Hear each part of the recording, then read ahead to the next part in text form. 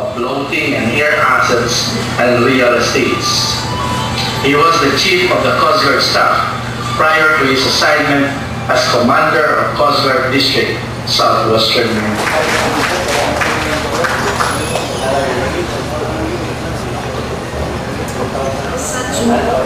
PCGA. Good evening, each and every one of you. At least we are gathered tonight to give the tribute to our beloved Commodore Rodolfo Isorena. Governor, I know from the bottom of our heart, we will be missing you. But I know that we could meet again. Not because we are leaving, we know that you will be promoting to another position, which we are very happy for you. Palakpakan naman tayo.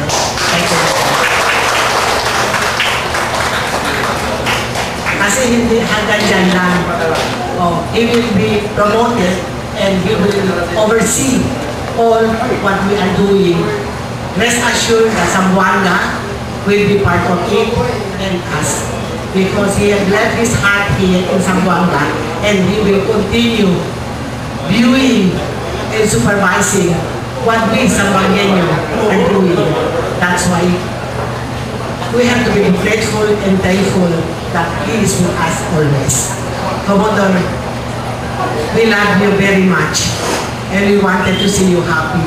Because once you are happy, so we are also happy. Okay, thank you so much. Please come this way. Telling me to relay his message, and I'm still waiting for the text to come. But anyway, he said he is asking me to say words to our outgoing district director. So I rather say it on how the group felt, especially the 3OP. So the 3OP squadron became very close. I started, maybe I'm one of the youngest member of the squadron. Sino pa ng kontra? Bata lang, later I'm youngest.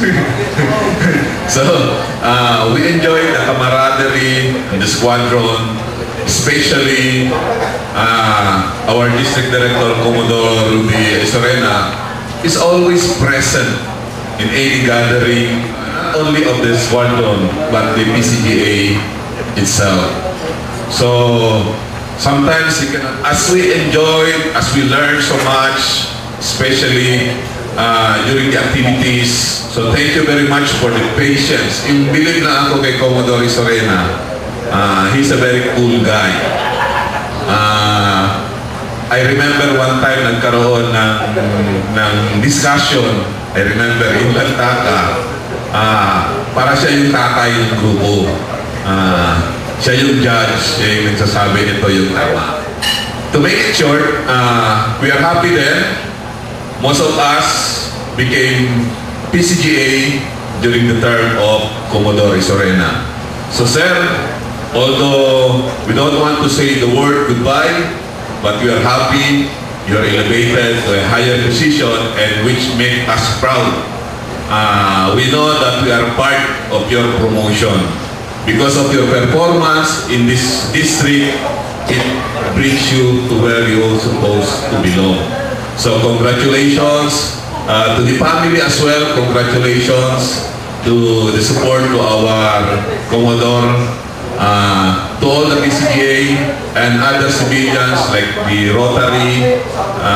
So sir, our early congratulations, and I know we will be frequenting your office in Manila as soon as you assume your duty there. So thank you very much for everything. Gonzales PCGA, Commodore Eric Gonzales PCGA will come this way. Instant promotion. This might not take too long, and this is the other side of the stories. Kasi wala na akong sasabihin, sinabi na nila lahat. So, for sure, marami tayong mamimiss kay Commodore Isorena.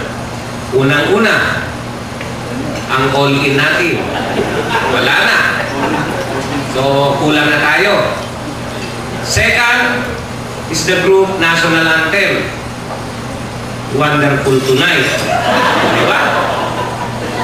Yun ang mamimiss natin doon.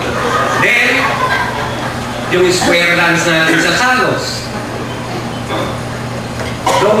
Those were the things na mamimiss natin pag-alis ni Commodore Sorena. And lastly, pwedeng sabihin din ng grupo na we hate to see you go, but have a good time. Thank you. Outgoing Superintendent Dominador Samano. Nagsama kami because I'm a member of the Rotary. With us pala ating President, because has that value of humility. And hopefully, in my career as a fire officer, marating ko rin yung rank ko niya, no? As a general, isang rank ka lang, hopefully lang. Kung hindi man pwede, ayos lang. And as earlier said by Commander Kahukom, he will be frequenting maybe the day after tomorrow. So I think that's all. Thank you very much, sir. Congratulations, and we wish you all the best.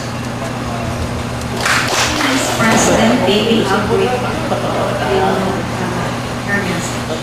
Good evening, everyone. Indeed, it's really an honor to be here with everyone, to be giving this tribute to a gentleman and an officer and a Rotarian too. It has been quite a short time for me. It's just a short time that he has been with us in the Rotary East. But it has been a memorable time. Was been contributing a lot to the city, not only to our club, not only to the Philippine Coast Guard, because of the outreaches and the projects done for the less fortunate people of Zamboanga. So we may be bidding him goodbye, but of course we will still be seeing him somehow, somewhere, since I know that he's just living somewhere in Quezon City, which is just nearby where my children live too. So, of course, it will just be a small world for us, Commodore. And we wish you all the best for you and your family for the next venture. It's a blessing because we believe that God is a God of promotion, and this will be this time a promotion for you and a blessing as well, being with your family back together. Thank you and good evening.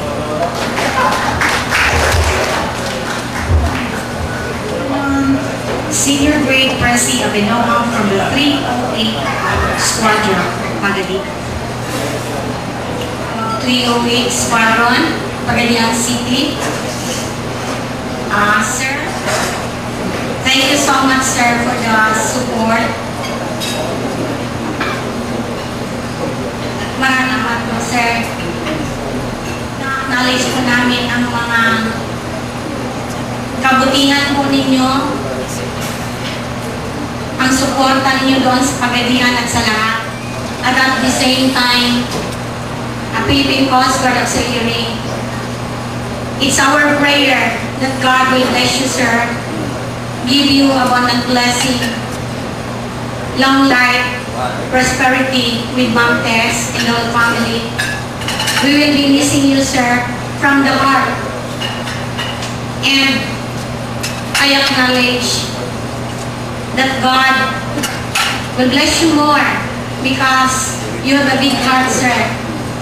And I believe in God's word when it said, the prayer of a good person has a powerful effect. So this very moment, it's our prayer and wishes to you that God will bless you more, sir. Thank you so much, sir. We love you and we will be missing you with Ma'am Tex in the family. God bless.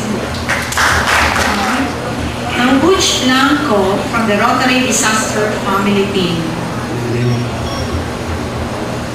Commodore AJ Boy, you didn't mention to me that I'm supposed to give something at least here for the Commodore. But nonetheless, as what Rotarian and Eric have said earlier, we've heard from people around here about the good things that a good Commodore has done for the auxiliary in the city. And as a member of the Rotary Club, we saw into fruition the donation by matching grant under the stewardship of A.G. Boy for 2 rescue boats, almost worth $10,000. So I can only surmise everything. Si Commodore is a very imposing figure dahil malaking tao, mas matangkad siya sa akin, and very humble person. I've met him, bumped to him several times, and he will always acknowledge a person whom he knows. So, Commodore, maraming salamat sa inyong paglilingkod dito sa aming syudad sa Buanga, at sana makakarating pa kayo sa mas pinakamataas na posisyon sa Coast Guard in the near future. Thank you very much. This is Commander Ian Laki. Arthur Nogas. Balik ka. Parang prema ito Magandang gabi ako sa inyo lahat. Dito po kasi pagka-trio, tulad na sinabi, nasabi na ho ng karamihan, paano nila kinala si Sir Rudy. Paano ba natin kinala si Sir Rudy? Siyempre sa all-in. Ayan. Isa yan sa all-in. Pero ang sabi ni Sir, ang saya-saya na sa amin dahil lugar doon ng mga barako. Sa paligid ko ito. Sa karamihan, sa inyo nga, hindi nga talaga nakilala si Sir Rudy. Ma'am Tess, with your due respect ko, nakilala ko namin si Sir Rudy sa pagbabasa ko ng Biblia.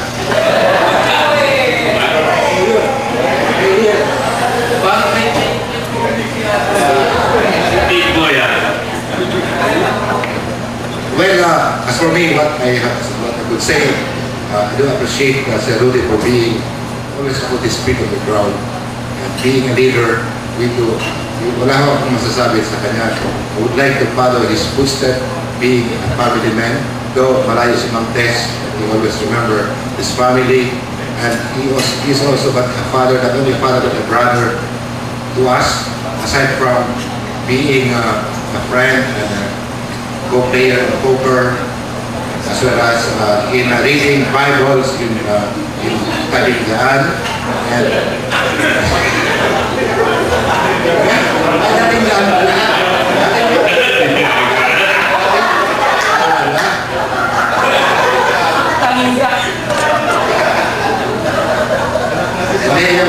yung tabing daan, para matawa lang.